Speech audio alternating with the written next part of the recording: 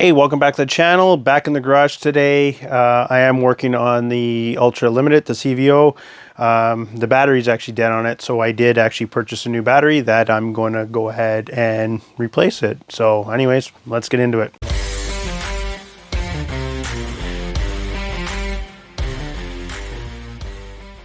So as you can see, I've removed the seat as well as I've removed the main fuse. I did a video on how to remove the seat, so it's somewhere up there anyways.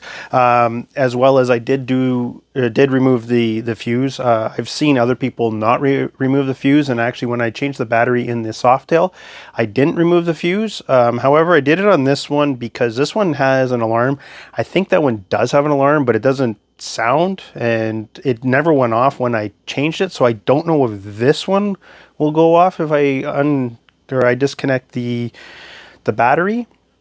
However, I'm not 100% sure, and plus that one was a little sparkly when I put it back in, so to prevent that, I've taken the main fuse out. So do with that what you will. I did do a video on how to remove the main fuse, so I'll put it somewhere. But yeah, so I've removed the main fuse, and let's go ahead and get the battery out. Okay, so this is the battery compartment. I'm going to try to get this all taken out without connecting a whole bunch of stuff, but I don't know if I'm going to end up having to. So first thing, disconnect move the ECM, the engine control module.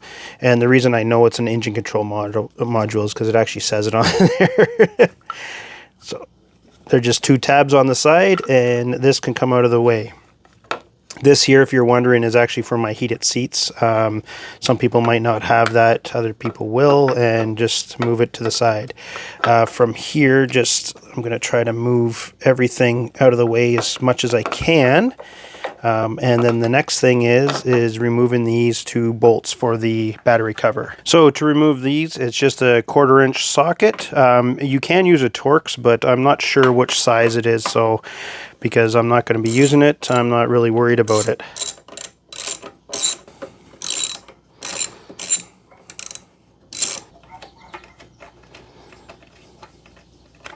Set those aside, and this should just come up and off.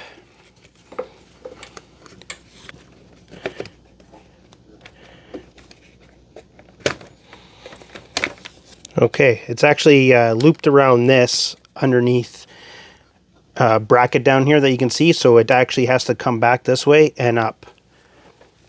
So there, that shows the battery. Just going to make sure you guys can see this. So there, this is the little piece that this is through, and that's what holds it in. So you have to push it back and up and out. There. Now it's just a star screwdriver to disconnect the battery. Now you should do the negative first, especially if you haven't done the fuse, which I think most people will.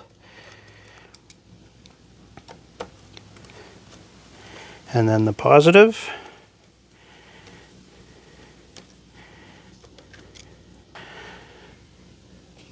Now those should be to the side, and you should be able to just pull it up. I think some of them have a strap. Oh, look at that. I do have a strap. So the strap should help lift it up. Make sure nothing's holding it down.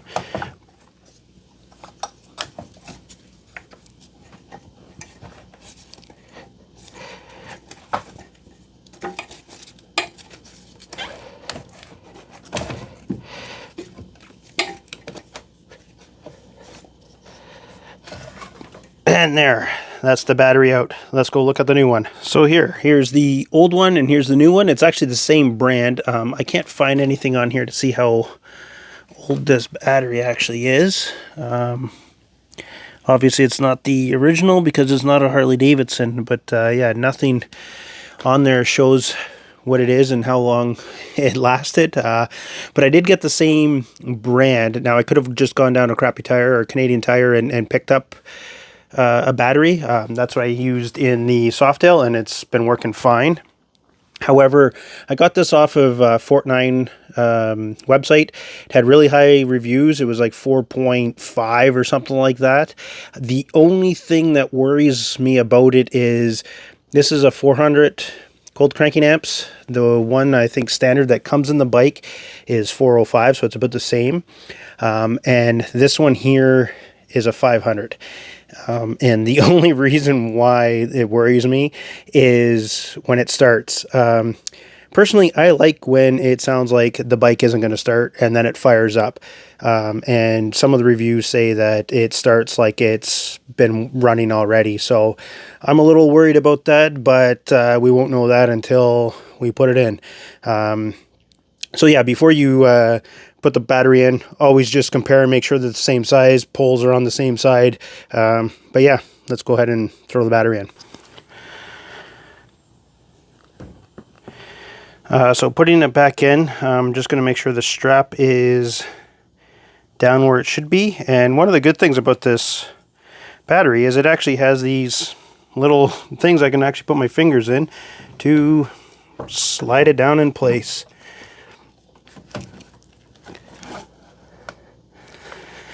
There, it's down in place. Let's remove the cap here. Let's see what I did with the negative terminal. Oh, there it is. Okay. So for putting these on, you just do it in reverse order. Positive first.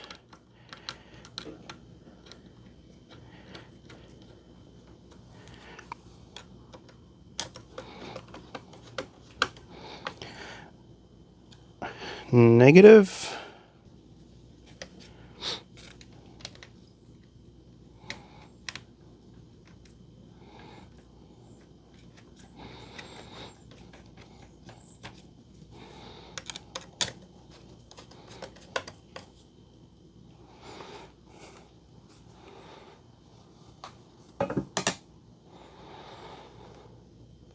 Now put the cover back on.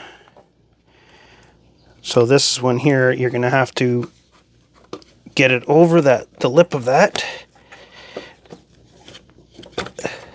this way.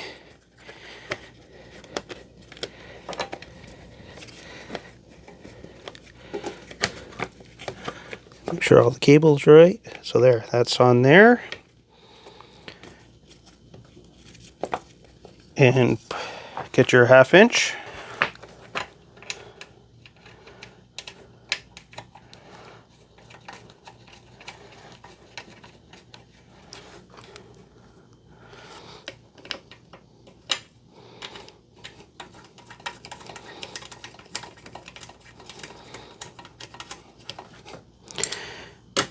Tighten that up.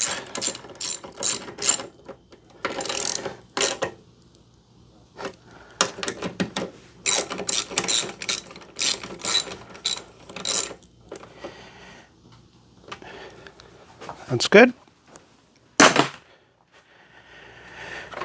Put the ECM back on. Should just click down. Throw any wires. This is again for the seat warmer, so that's got to stay up. I'm just going to throw the main fuse back in.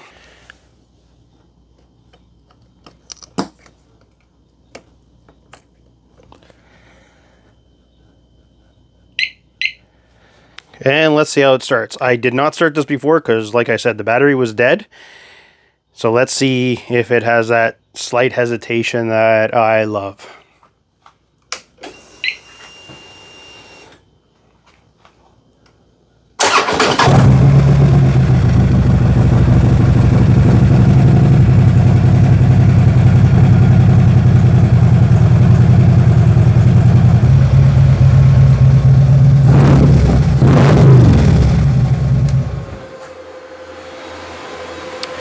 Well, there, it didn't start the way I wanted it to, but that's what I'm going to have to live with now. But yeah, that's changing the battery on 2014 Plus touring model. Anyways, until next time, later.